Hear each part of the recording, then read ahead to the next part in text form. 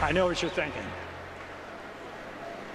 You're thinking, what's a movie tradesman doing out here? You know, they're all left-wingers out there, left of Lenin.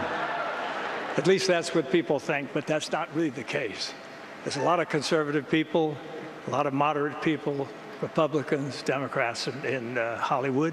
It's just that conservative people, by the nature of the word itself, play a little more close to the vest, and they don't go around hot dogging it. So,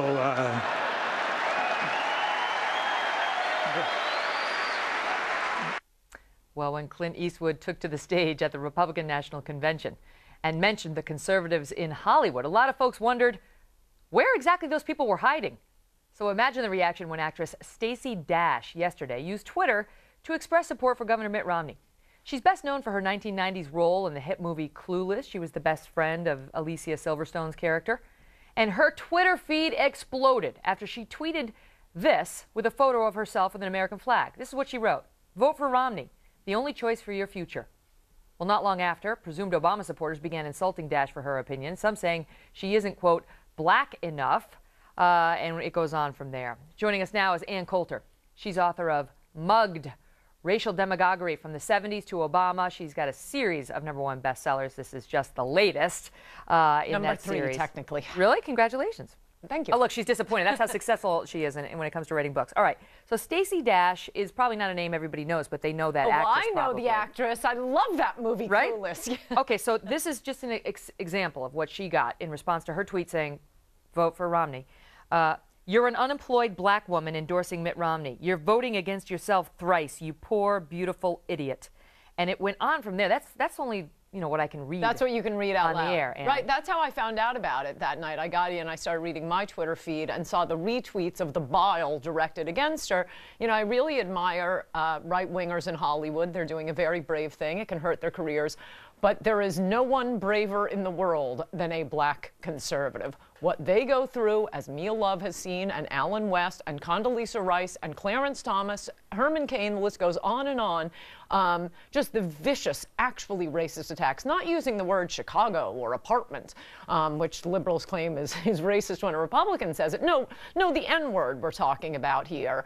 And then after putting black conservatives through this vicious hazing process, liberals turn around and taunt Republicans for not having more blacks in our party. Well, maybe if you'd stop harassing them, black people might look and see, oh, the Republicans have a lot of ideas I like being against abortion and gay marriage, unlike the Democrats. Is it racist in a way in and of itself, Anne, to presume that all blacks would be supporting a black president? That they have this homogenous way of thinking. And always Democrats. I mean, unfortunately, a majority of blacks are Democrats. I'm very sorry to say, but I'd like to change that. I'd like to change that with my book to point out that I would not say that liberals have been blacks' truest friends. They've always used blacks to pursue other political ends. As I described, it was always Republicans pushing civil rights legislation, being blocked by Democrats for 5 minutes.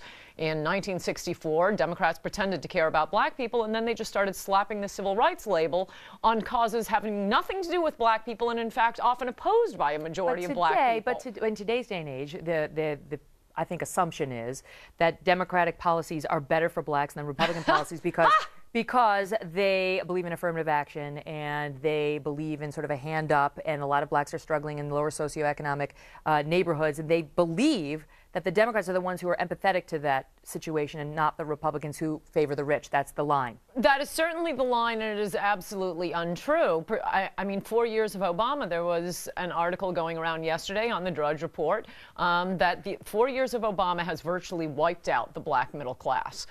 That's just the economic point. Never be fooled into thinking that what Democrats care about is the poor, the elderly, minorities. What they care about are government sector workers, heavily unionized, well-pensioned government sector workers who will automatically vote Democratic. They want the people ministering to the poor. They don't care about the poor. And as we've had this war on poverty, we've had more and more and more poor black people in particular, the destruction of the black family. I mean, the worst thing that was done to black people since slavery was the Great Society programs, surprisingly, also from my book.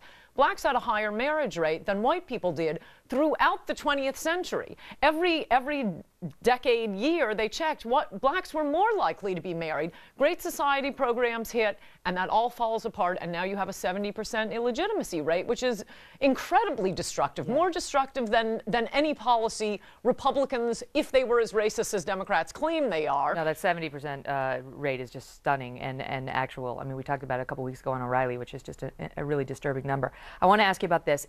The issue of race, and the book is very timely because it gets into this history of race and race relations in the country, and as a political matter. And right now, as we have a black president, there seems to be an underlying theme, whether it's a tweet from Stacey Dash that gets ripped on because she's a black American, right, who's not supporting the black president, or people who feel like they need to be apologetic for no longer supporting the president because he did make history and they helped make history when they voted for him.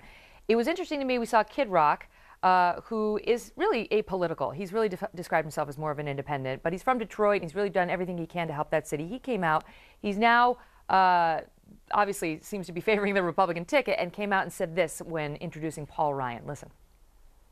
I'm very proud to say that we have had elected our first black president. All right? I'm sorry. Right. I'm sorry he didn't do a better job.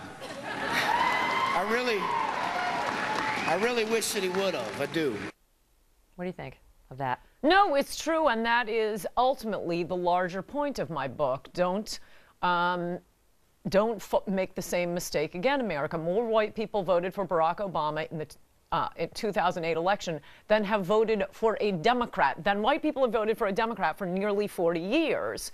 So obviously white guilt was operating. People did like the historic idea of the first black president. I would have preferred that it was a black president who came out of the American black tradition, by the way. I mean, his father, part of the reason we care about this is because of the Democratic legacy of slavery and segregation, something that Clarence Thomas Sowell, Condoleezza Rice actually experienced. He was the son of an immigrant. So yes, he's half black. We're very happy we had the first black president.